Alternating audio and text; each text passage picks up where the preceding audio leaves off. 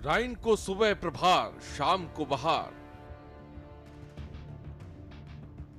बसपा प्रमुख मायावती ने 23 अक्टूबर की सुबह करीबी नेता शमशुद्दीन राइन को फोन कर उन्हें लखनऊ, कानपुर और प्रयागराज मंडल जैसे अहम क्षेत्रों का प्रभारी बनने की सूचना दी।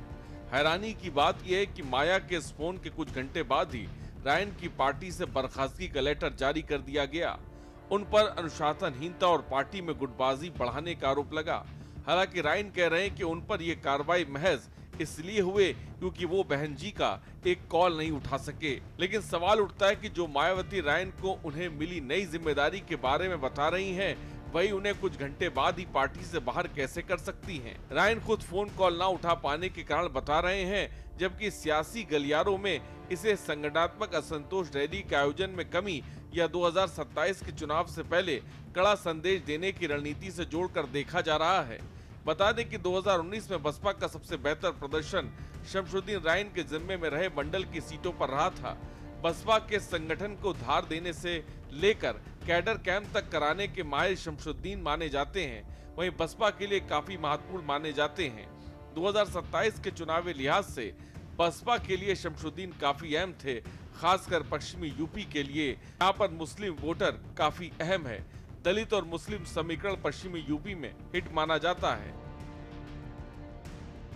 बीएसपी के लिए कितने अहम थे शमशुद्दीन? नसीमुद्दीन सिद्दीकी के बीएसपी छोड़ने के बाद मायावती ने शमशुद्दीन राइन को आगे बढ़ाया, मुस्लिम चेहरे के तौर पर पेश करने का काम किया। उन्हें पश्चिमी यूपी की जिम्मेदारी सौंपी और उसके बाद यूपी के अलग अलग मंडलों की कमान मिली। मायावती के करीबी नेताओं ने उनकी गिनती होती थी। 16 अक्टूबर को बैठक में मायावती ने शमशुद्दीन राइन को लखनऊ, कानपुर और प्रयागराज मंडल की जिम्मेदारी सौंपी। शमशुद्दीन राइन पसमानदा मुस्लिम समाज से आते हैं।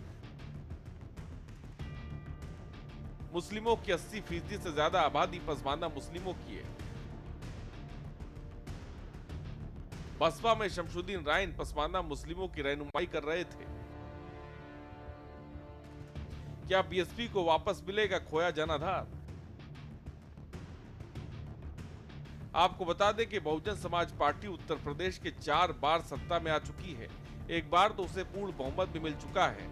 बावजूद इसके वर्तमान में अपने सबसे खराब दौर से गुजर रही यूपी विधानसभा में बीएसपी का सिर्फ एक विधायक है। वहीं लोकसभा में पार्टी के पास एक भी सांसद नहीं है। आजाद समाज पार्टी के अध्यक्ष चंद्रशेखर के बढ़ते कद और बीते लोकसभा चुनाव में संविधान के नाम पर बीएसपी के वोट काटने के बाद अब मायावती एक बार फिर पार्टी को मजबूत करने की कवायद में जुटी दिख रही हैं। देखा जाए तो उत्तर प्रदेश की सियासत में बसपा चुनाव दर चुनाव कमजोर होती जा रही है, जिसके चलते मायावती के सामने कई चुनौतियां खड़ी हैं। पिछले कुछ सालों में पार्टी का वोट शेयर कम हुआ है और कई प्रमुख नेताओं ने पार्टी छोड़ दी है।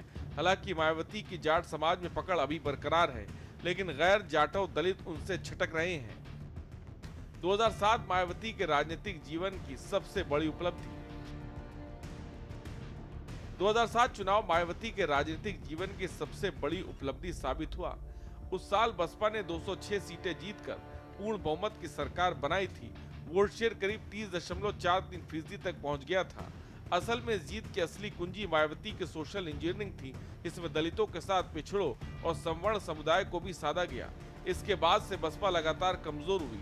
2022 के विधानसभा चुनाव के बाद से बसपा पर सवाल सिर्फ सत्ता से दूर होने का नहीं, बल्कि अस्तित्व का खड़ा है। आपको बता दें कि बसपा में मायावती ने कभी किसी नेता को ऐसी छूट नहीं दी कि वह पार्टी में मायावती के बाद अपने आप को दूसरा या तीसरा कद्दावर चेहरा बता सके। ऐसे में कई चेहरों को मायावती बिना किसी लाग लपेट के सीधे बाहर का रास्ता दिखा चुकी हैं। इनमें कई नाम तो ऐसे हैं जिन्हें पार्टी संगठन की रीढ़ कहा जाता था। 2019 के लोकसभा चुनाव में गठबंधन का मिला लाभ।